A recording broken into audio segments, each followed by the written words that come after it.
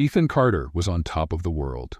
At 45, he had achieved everything he ever dreamed of. As the owner of one of the largest construction companies in the United States, he had amassed an impressive fortune and lived surrounded by luxury. His mansion in Los Angeles was a true palace, with large glass windows offering a stunning view of the Pacific Ocean. It was there that he lived with his wife, Rachel, and their 2 children, Tyler and Emily. That morning, Ethan stood in his living room, watching the sunlight sparkle on the waves. The phone kept ringing, and his schedule was packed with meetings with investors and business partners. He usually started the day with a run on the private beach surrounding his property, but that morning, the rush prevented him from going out. The demand for his projects was immense, and he was about to close a deal that would put him even higher in the real estate market. Rachel appeared at the living room door, holding a cup of coffee, but there was a shadow of concern in her eyes. "You've been working too much, Ethan," she said softly but firmly. "The kids barely see you, and you're hardly ever home." Ethan turned away from the view and forced a smile. "Rachel, you know how it is. This is temporary. I'm securing our family's future. Once I close this deal, everything will calm down." She sighed, not looking convinced. "I just don't want you to lose sight of what's really important." But for Ethan, business success had always been his primary goal. He was determined to expand his company to international levels and become the biggest name in luxury construction. His schedule was so full that he rarely attended Tyler and Emily's school meetings, and nights with Rachel had become less frequent over time. Despite his success, something in Ethan's life was starting to feel off. He had noticed some suspicious behavior from his partners, Mark Benson and Daniel Woods. They had been holding secret meetings, claiming they were to discuss internal company matters, but Ethan felt there was more to it. However, he decided to ignore these suspicions, believing that in the business world, small secrets were common. Mark and Daniel are in too much of a hurry to close this new project, Ethan thought as he prepared for another meeting. But what could go wrong? Ethan Carter woke up that morning without imagining that in a few hours his life would be destroyed. As he got ready for another workday, surrounded by the comfort of his luxurious mansion, the world seemed perfect. But fate was about to take a cruel turn. When the doorbell rang, it was just the beginning of a nightmare he had never foreseen. Opening the door, he was paralyzed. 3 police officers and 2 FBI agents stood before him, their expressions stern. Ethan barely had time to process what was happening when the lead agent raised a warrant. "Mr. Carter, you're under arrest for financial fraud, money laundering, and corruption." Time seemed to stop. Those words, so unimaginable for a man of his stature, echoed in his mind like a violent blow. "This is a mistake," Ethan shouted, his voice choked with shock. He looked at his wife, Rachel, who had come down the stairs with Emily and Tyler. The horror on Rachel's face was almost as devastating as the handcuffs closing around Ethan's wrists. "Rachel, I swear, this is a mistake," he shouted, trying to move towards her but was restrained by the officers. Tyler, his teenage son, looked at his father with wide eyes of disbelief. Emily, too young to fully understand, began to cry and ran into her mother's arms. "You can't do this. He didn't do anything." Rachel tried to argue, but her voice failed. Neighbors were already gathering outside, drawn by the sirens and commotion. The magnate everyone respected, the man who built an empire from scratch, was now being led away in handcuffs by the police, exposed and humiliated. The car door closed, and Ethan looked back at his family, seeing the world he had built begin to crumble. His heart was racing, and his mind was spinning out of control. How did this happen? I did everything right, followed all the rules. The silence inside the car was oppressive, broken only by the distant sound of sirens taking Ethan away from his old life. On the way to the station, camera flashes began to illuminate the car. The scandal had already exploded in the media, and Ethan Carter's name was now in all the headlines. "Real estate mogul arrested for $1 million corruption scheme," read the headlines on reporters' screens. In just a few hours, the man who had once been the icon of success had become the symbol of betrayal and greed. Sitting in the interrogation room, Ethan felt the weight of the situation for the first time. Sitting in a cold metal chair with a blinding light overhead, he looked at the detective in front of him. Questions were fired like arrows, each one loaded with suspicion. "Mr. Carter, can you explain the undeclared deposits in offshore accounts? Transfers of millions of dollars that never appeared in your company's books?" Ethan blinked, confused. I don't know what you're talking about. I've never done anything illegal. My finances have always been audited." The detective looked at him with contempt. "You expect us to believe that? The documents are clear. There are records of fraudulent transactions made directly from your company to secret accounts. And all the evidence points to you." With each accusation, the ground seemed to disappear beneath Ethan's feet. He knew he had never done anything they were saying, but the evidence seemed undeniable. The detective's words became a cacophony of information that didn't make sense. Who could have done this, and why? When Ethan returned to his cell, waiting for his lawyer to arrive, he felt the first real wave of despair. The handcuffs weighed on his wrists, but not as much as the humiliation and fear. He tried to call Rachel, but the call was ignored. The image of his wife and children watching as he was taken away by the police didn't leave his mind. He knew this was destroying his family. Let's play a trick on those who only read the comments. They won't understand. Comment chocolate. Below, only those who get this far will know. And now let's continue with the story. Finally, his lawyer, Michael Shaw, arrived, a young yet brilliant man with an impeccable reputation for fighting lost causes. But at that moment, even Michael seemed hesitant. "Ethan, this is very serious. The evidence against you is incredibly strong. Illegal deposits, transfers of millions. Everything points directly to you." Ethan shook his head in disbelief. "That's impossible, Michael. I would never do that. Someone must be framing me." Michael sighed, flipping through the documents. "Are you sure your partners, Mark Benson and Daniel Woods, aren't involved? There are transactions linked to them too, but much more subtly. It seems planned." At that moment, the truth began to unfold. Mark and Daniel, the two men Ethan completely trusted, they had access to everything.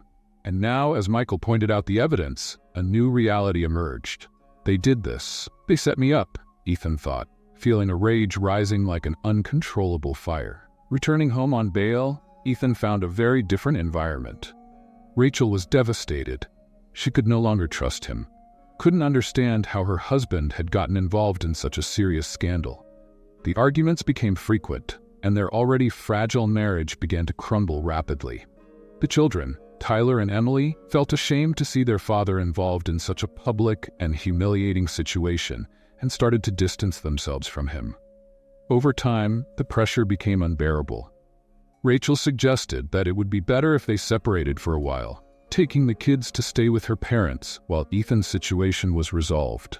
Alone in his huge mansion, with his business frozen, his assets blocked, and his reputation ruined, Ethan watched his life fall apart before his eyes. He tried to seek justice quickly, but the legal processes were long, and with each new hearing, the evidence against him seemed more overwhelming.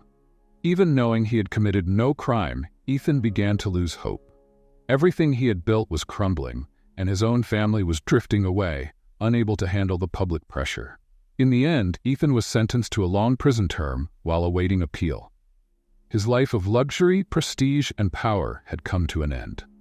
The man who was once the most admired figure in the real estate sector now faced a harsh reality, surviving in an environment he never imagined knowing: prison.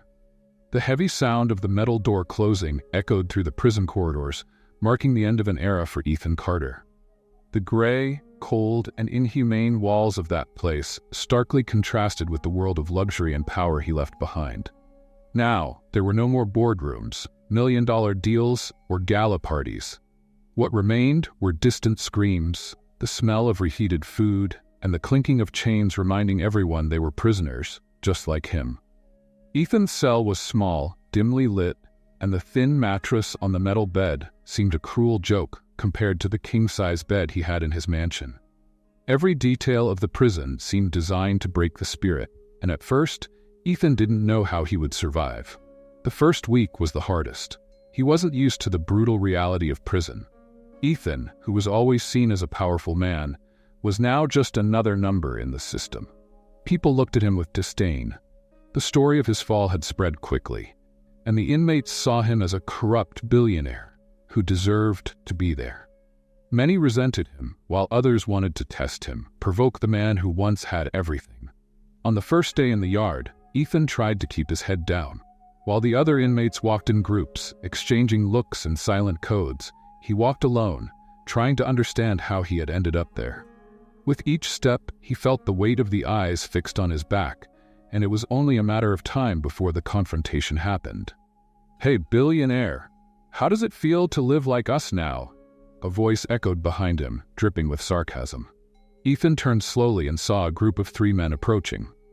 The leader, a muscular man covered in tattoos, looked at him with a cruel smile. "You think you can survive here? Money buys everything out there, but here you're worth nothing." Before he could respond, the man shoved him, and Ethan stumbled, falling to the dusty ground. The other inmates around laughed, watching the scene with amusement. The humiliation he felt at that moment was worse than any trial he had faced. He quickly got up, trying to regain his composure, but inside, something was breaking. As the days passed, the hostility grew. Ethan was pushed in lines, constantly taunted, and even robbed. Sitting in his cell, he reflected on how he had come to this point. How a man who once had the world in his hands was now treated like a pariah, a criminal, a nobody. Ethan's thoughts were consumed by anger and pain. Anger at Mark and Daniel, the 2 men who betrayed and orchestrated his downfall. Anger at himself for being so blind and trusting. And pain, mostly, for the loss of his family. Rachel and the kids no longer visited him, and each passing day felt like an eternity without them. During one of those long nights of insomnia, when everything seemed lost, he met Lucas, his cellmate. Lucas was a middle-aged man with gray hair and a tired yet sharp look. He had been a lawyer before being wrongly imprisoned for a crime he didn't commit. His story of betrayal and loss wasn't much different from Ethan's, and this created a silent bond between them. "You think you're alone in this, don't you?" Lucas asked one night, while Ethan tossed and turned in bed, unable to sleep. Ethan looked at him, surprised by the insight. "You don't know what I'm going through," Ethan replied, his voice filled with bitterness. "I know more than you think," Lucas said calmly. "I was also betrayed by people I considered my friends. They put me here, and now I'm trying to find a way out." Lucas approached and sat next to Ethan. "The system isn't fair, and you were caught in a bigger scheme. But that doesn't mean you have to accept it. If you fight, you can get out of here." Ethan looked at Lucas with a mix of distrust and hope. "How do I do that? The evidence is all against me. Mark and Daniel set everything up. How can I fight something so well planned?" Lucas smiled slightly. "You have to use what they used against you. The system. Justice can be slow and imperfect, but it can still be manipulated in your favor. You just need a plan." That night, Ethan began to feel a small glimmer of hope. He started spending more time with Lucas, who taught him about the system's flaws, how evidence could be manipulated, and how there was always a way to find loopholes in the law. With his vast legal knowledge, Lucas became a mentor for Ethan, showing him that prison didn't have to be the end. In the following months, Ethan dedicated himself to studying in the prison library. He read law books, analyzed every detail of his case, and with Lucas's help, started building his own defense. Although the environment around him was hostile, he now had a focus. Each day was a battle against the system that condemned him, but also against the inner darkness threatening to consume his soul. At the same time, Ethan reconnected with Michael Shaw, the idealistic lawyer who took on his case. Michael believed in Ethan's innocence and was willing to fight to the end to prove it. Together, Ethan, Lucas, and Michael formed an unlikely but powerful alliance. They began to investigate Mark and Daniel's movements in depth, uncovering new evidence that could change the story's course. As the months passed, Ethan began to realize that prison, though brutal, had transformed him. He was no longer the man obsessed with success at any cost. He had learned to value what really mattered: his family, his dignity, and his truth. And now, armed with knowledge and determination, he was ready to face those who betrayed him. The months in prison transformed Ethan Carter from a defeated man into someone determined to reclaim his life. He was no longer the successful businessman who once dominated deals with a simple phone call. Now, he was in the trenches of a personal battle, fighting for the truth and his own survival. The help of Lucas and the frequent conversations with Michael Shaw, his lawyer, had given him the confidence and knowledge needed to face his enemies. Each new day, Ethan spent hours in the prison library, immersed in documents and laws. He read cases similar to his, looking for loopholes and defense points that could be used in his situation. Lucas, always by his side, reviewed every detail, offering advice based on his experience as a former lawyer. The setting was very different from the elegant meetings Ethan was used to attending, but somehow he now felt stronger than ever. Michael Shaw, on the other hand, was relentless in his pursuit of justice. He and Ethan had formed a solid partnership, and Michael was determined to prove his client's innocence. "I believe in you, Ethan," he often said during visits. "But believing isn't enough. We need concrete evidence to overturn the charges. And that won't be easy." Ethan knew Michael was right. The evidence against him had been carefully forged by Mark Benson and Daniel Woods, his former partners, and dismantling this web of lies would be a tough task. However, with the help of Michael and Lucas, Ethan began to uncover flaws in his traitor's plan. Small details that had gone unnoticed initially now began to emerge, revealing the conspiracy's plot. During one of Michael's visits to the prison, he brought news that rekindled Ethan's hope. "We gained access to documents that were being blocked by the court," Michael said, opening a folder full of papers. "These are financial transfers that clearly show Mark and Daniel diverted large sums of money to overseas accounts. They used your name to hide the transactions, but the bank records point to them." Ethan looked at the documents with wide eyes. "So, we finally have something?" he asked, almost in disbelief. "We do. But this is just the beginning. We need to find more evidence, something that directly links the two to the scheme, while proving you were a victim of the conspiracy," Michael replied. The following weeks were a whirlwind of hard work and focus. Michael continued investigating outside the prison, and each new discovery seemed to bring Ethan a step closer to the truth. He learned that some of his company's employees, those silenced by Mark and Daniel, were willing to talk. Key witnesses, like accountants and financial assistants, began cooperating, providing information that confirmed Michael's suspicions. The web of lies created by Mark and Daniel slowly began to unravel. Each new discovery made the extent of the betrayal clearer. Ethan remembered all the times he blindly trusted his partners, never imagining they were manipulating the company's finances behind his back. "How could I have been so naive?" he frequently asked himself, with a mix of anger and disappointment in himself. However, Lucas always reminded him it wasn't his fault. "They used your trust against you, Ethan. That doesn't mean you were weak. It means they were dishonest." Finally, after months of investigation and building a solid case, Michael managed to schedule a new court hearing.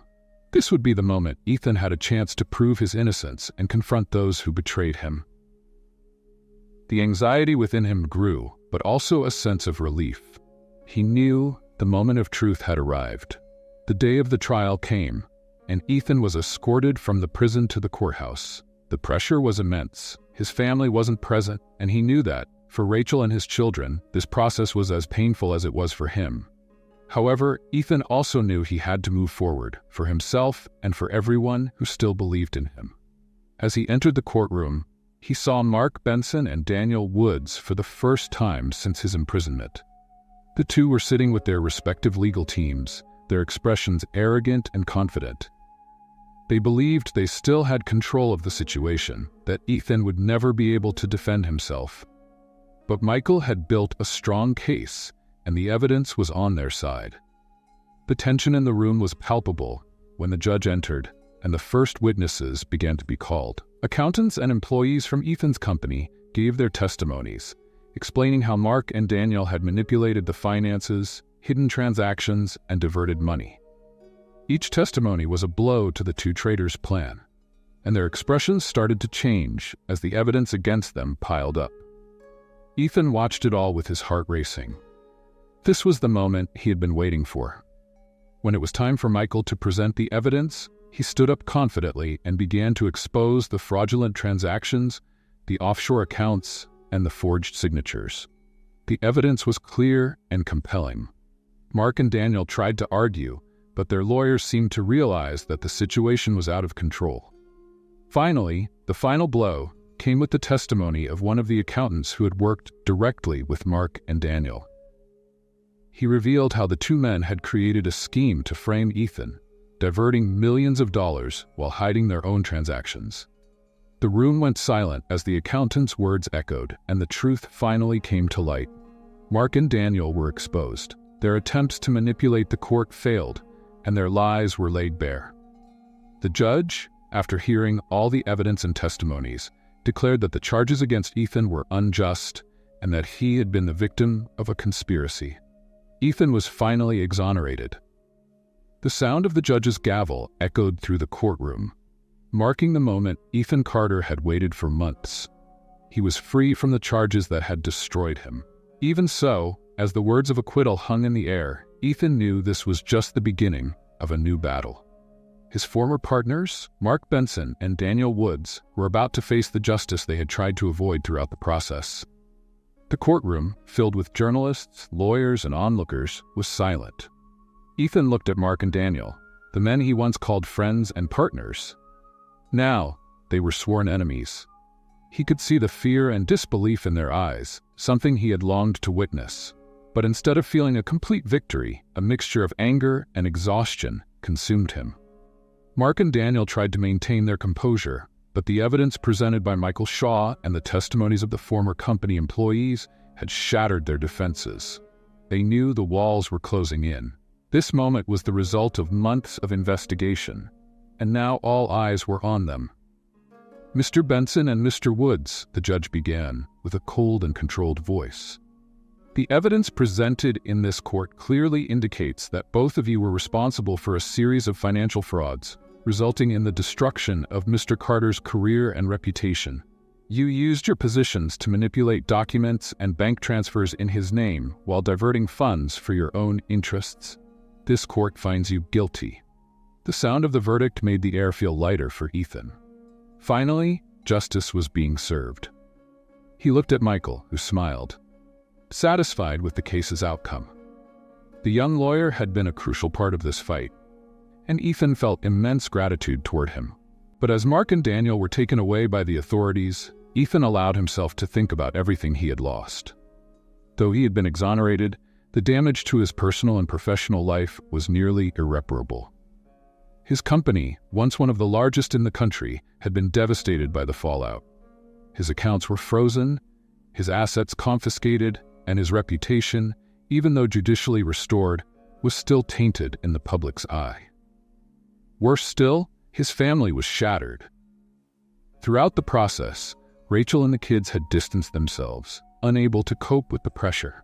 They did not attend the court on the day of his victory, and Ethan knew that repairing those bonds would be an even harder battle than the one he had just won. He had been exonerated in the eyes of the law, but in the eyes of his family, he still needed to prove that he was the man of integrity he had always believed himself to be. When the session ended and the reporters began to approach, Ethan avoided the cameras. He wasn't ready for the avalanche of questions and flashes. All he wanted was peace, even knowing it was far from being achieved. That night, after leaving the court, Ethan walked through the streets of Los Angeles, now a free man but profoundly changed. The city lights shone as if nothing had changed, but for him, the world had become unrecognizable. The buildings, the streets, and even the air seemed different. He was no longer the untouchable magnate everyone knew, but a man who had been destroyed inside and out. As he wandered aimlessly, Ethan's phone vibrated in his pocket. He hesitated before answering, but when he saw Rachel's name on the screen, his heart raced. It was the first time in months she had called. "Hello?" he said, his voice trembling. On the other end of the line, Rachel sounded distant. "I saw the trial. I know you were acquitted." Ethan closed his eyes, feeling a wave of relief but also sadness. "I wished you were there," he replied, his voice full of emotion. There was a long silence. "I don't know what to say, Ethan. All of this, it was too much. The kids are still confused. I am too." He understood. The pain they went through couldn't be erased with a simple acquittal. He had been unjustly convicted, but the emotional scars of his imprisonment and the impact on his relationship with his family were deep. "Rachel, I know things won't go back to the way they were before, But I need a chance to fix this. I want our family back. I want that too, she replied, her voice softer. But we need time. Things don't resolve overnight. Ethan nodded, even though she couldn't see him. I'll be here waiting. I'll always be here. When the call ended, he knew that the battle to rebuild his life had only just begun. In the days that followed, Ethan reflected on what to do next. He had been exonerated, but his empire was in ruins. Recovering his company seemed impossible, and honestly, he no longer had the same hunger for power that had driven him for so many years. The experience in prison and the trial had changed his worldview. He wanted more than financial success. He wanted purpose. It was during a conversation with Michael, weeks after the trial, that Ethan had an idea. I want to start over, he said, having coffee with the young lawyer in a simple downtown cafe. But I don't want to rebuild my empire. I want to help people who went through what I did. Michael raised his eyebrows, curious. What are you thinking? I want to create an organization to help entrepreneurs who were unjustly accused, people who, like me, were imprisoned for crimes they didn't commit. I want to use what I've learned to prevent others from going through what I did. Michael smiled, impressed.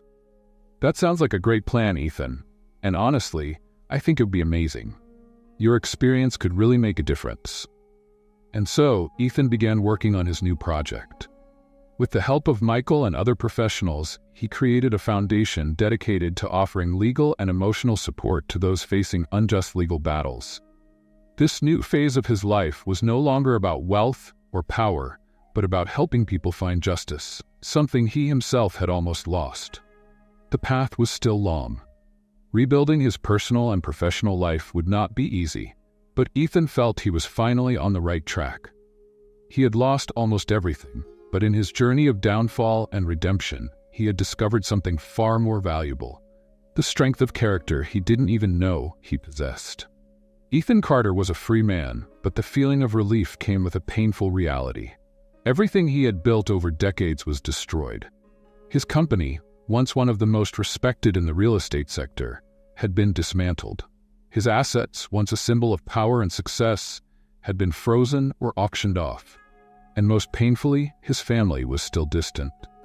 Rachel and the kids had not returned home, and the silence that once filled his mansion now echoed with a deep emptiness. As he walked through the huge living room of his house, Ethan reflected on everything that had happened. The trial was over, he was free, but the most important fight of his life was just beginning, winning back his family. He knew that the time he spent in prison had marked Rachel and the kids in an irreversible way. They were no longer the same, and neither was he. The weight of betrayal, public humiliation, and loss of trust still hung over them. It was on a cold autumn afternoon that Rachel finally agreed to meet with him. They arranged to meet at a cafe in the city center, away from the curious eyes of the media and friends. Ethan arrived early, more nervous than ever before. With each passing minute, he felt a chill down his spine, an anxiety he couldn't control. He knew he needed this conversation more than anything. When Rachel entered the cafe, Ethan's heart raced. She seemed more distant, more tired, but she was still the woman he had fallen in love with all those years ago. They exchanged looks for a moment before sitting across from each other. The silence between them was thick, loaded with everything that had happened in recent months.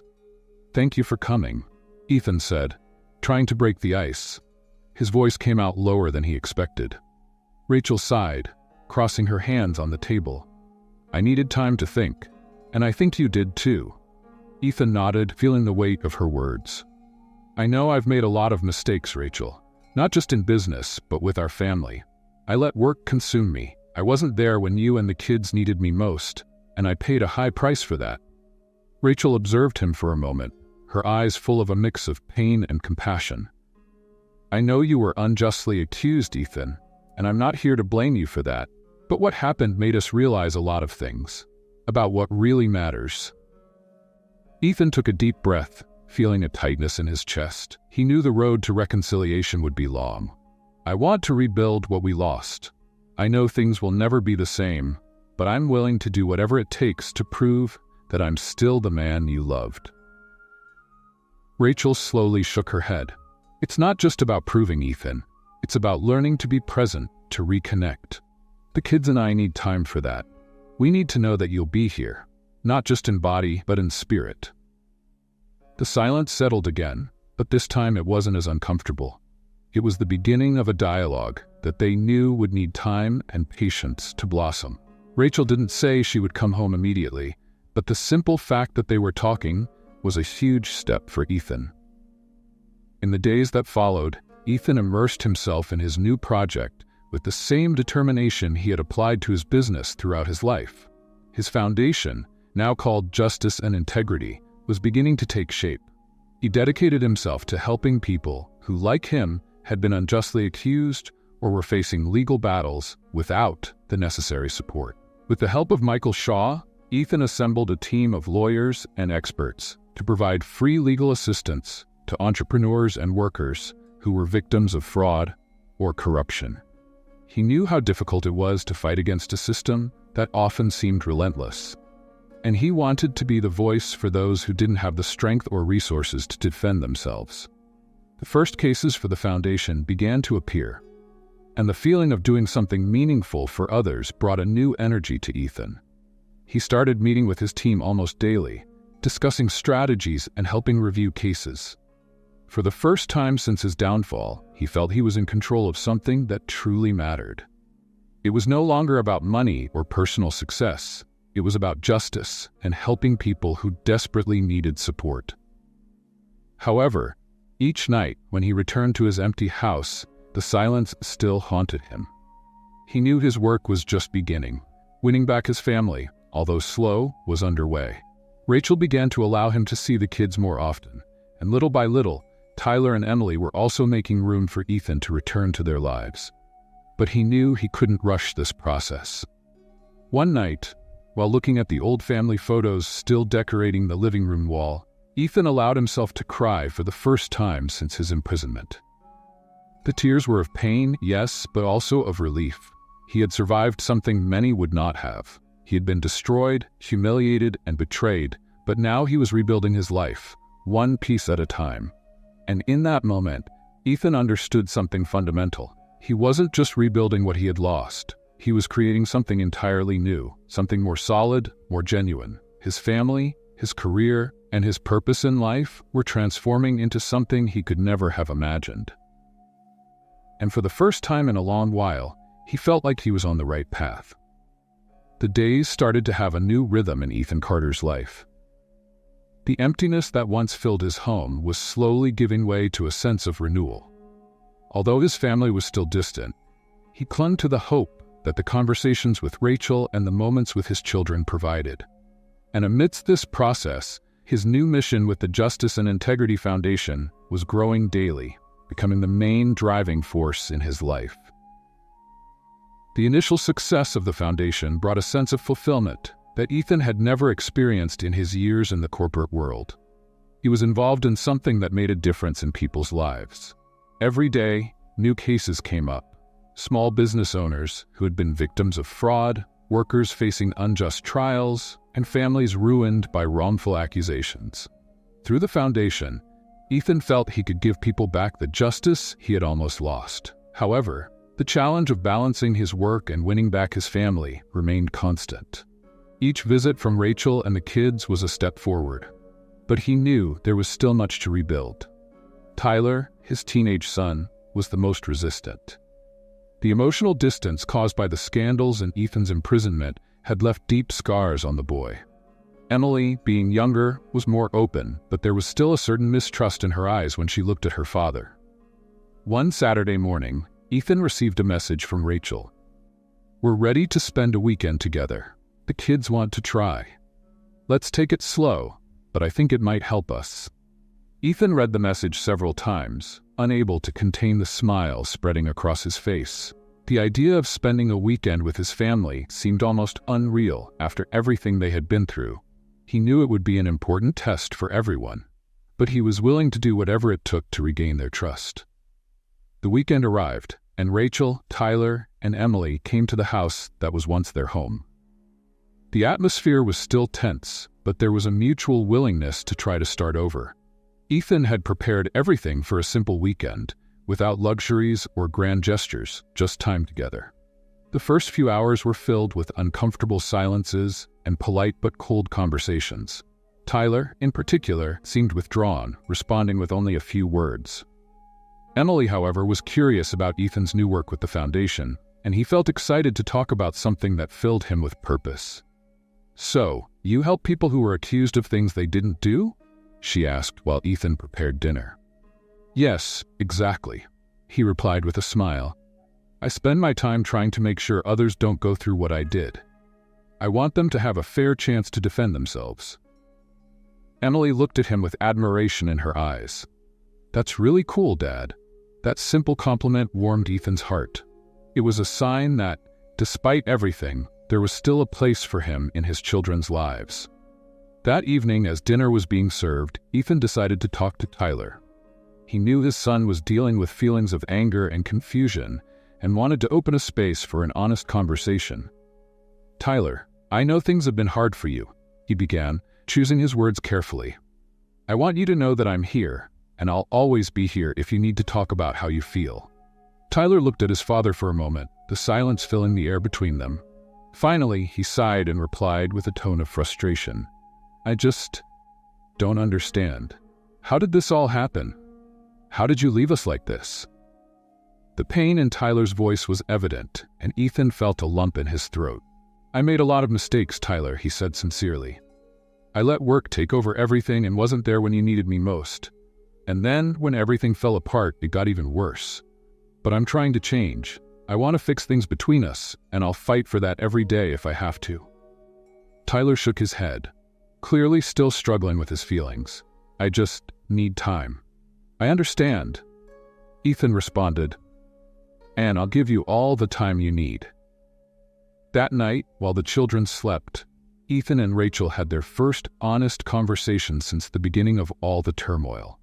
Sitting on the porch under the gentle glow of the stars, they talked about what they had lost, but also about what they could rebuild. "You've changed, Ethan," Rachel said after a long silence. "I can see that. You're not that man obsessed with success and power anymore. You found something bigger." Ethan smiled sadly. "Prison broke me, Rachel, but in a way it also rebuilt me. I realized I spent years chasing the wrong things. Now all I want is to live honestly and be here for you and the kids. If I can have that, I'll be at peace." Rachel sighed, looking out at the horizon. "I believe you, but we need to take it slow. The wounds are still open." "And I'll respect that," Ethan replied, gently holding her hand. The next morning, while they were preparing breakfast together, there was a sense of hope in the air. It felt like, little by little, the fragmented pieces of Ethan's life were slowly coming back together. Back at the foundation, the work continued to grow. People from different parts of the country started reaching out to Ethan, interested in his story and the mission of justice and integrity. The project expanded quickly, attracting lawyers and volunteers eager to fight alongside Ethan for justice and transparency. He was becoming a beacon of hope for those who had lost everything, just as he had, but now had a new chance. Months later, Rachel and the kids began spending more time with Ethan. They didn't move back in together right away, but the emotional distance was shrinking. Each weekend they spent together was a victory, and Ethan held on to the hope that in time, his family would be whole again. The new life he was building wasn't perfect, but it was authentic. Ethan finally understood that true wealth wasn't in his bank account numbers or the contracts he signed. It was in the relationships he was rebuilding, the values he had rediscovered, and the purpose he now carried with him. Months passed since Ethan Carter started his new journey, and each day he felt closer to reconnecting with everything that truly mattered. His life, once marked by material success, now had an emotional depth he had never experienced before. The Justice and Integrity Foundation continued to grow, becoming a respected force in the legal world. But above all, his family was returning to the center of his life. Rachel and the kids now visited regularly, and Ethan noticed with gratitude the progress being made. Conversations were lighter, and laughter started to fill their shared moments again. Although they still lived apart, the bond between them was slowly being rebuilt. And that was what gave Ethan the strength to keep going. One day, while Ethan was working in his office at the foundation, He received a message that made his heart race. It was from Rachel. "We want to talk to you. Can we come by your place tonight?" Immediately, Ethan felt a mix of nervousness and anticipation. He knew this conversation could mean many things, but chose not to set any expectations. By now, he had learned that everything required patience and respect for each other's pace. That evening, Rachel, Tyler, and Emily arrived at Ethan's house together. As they entered, there was a different feeling in the air. It was no longer the weight of the past hanging between them, but something lighter, almost hopeful. Sitting in the living room, Ethan watched them closely. Tyler seemed less tense, and Emily, as always, smiled with her sweet and curious nature. Rachel, with a serene look, finally broke the silence. "Ethan," she began, her voice calm but full of meaning. "We've been through a lot as a family. Each of us was affected differently by everything that happened, but the kids and I talked, and we want to try to rebuild our life together."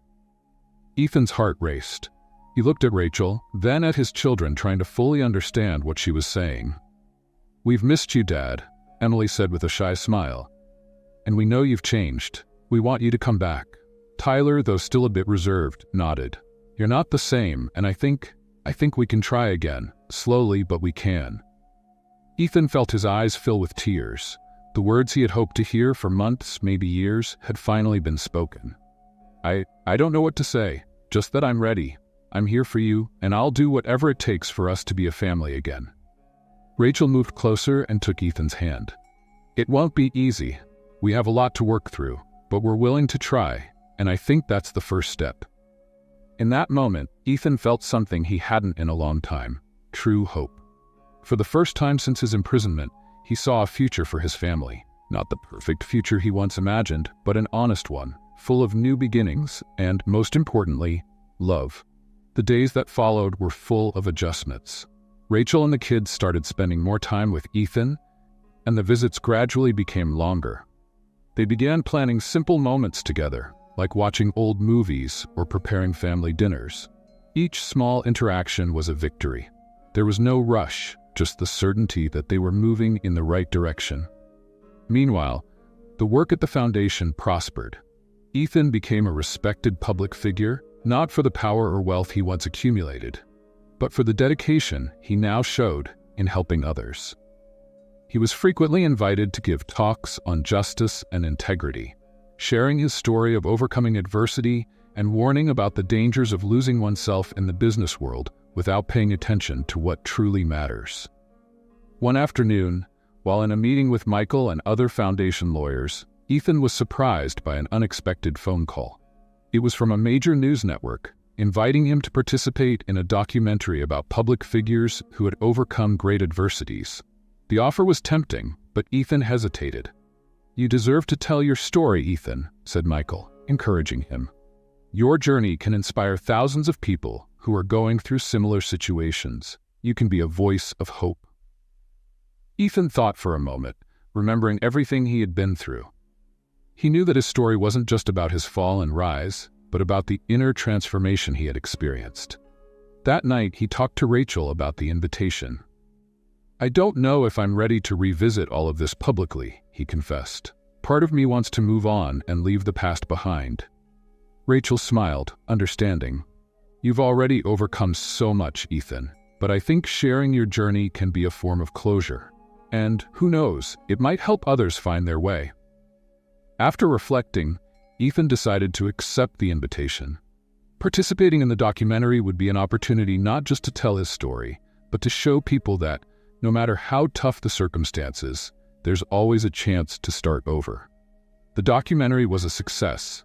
Ethan's words resonated strongly with viewers, serving not just as a lesson in resilience, but as a message that true wealth often lies in the lessons we learn from our failures. In the end, Ethan felt he had completed a cycle. Life was no longer about the superficial success he had chased for so long.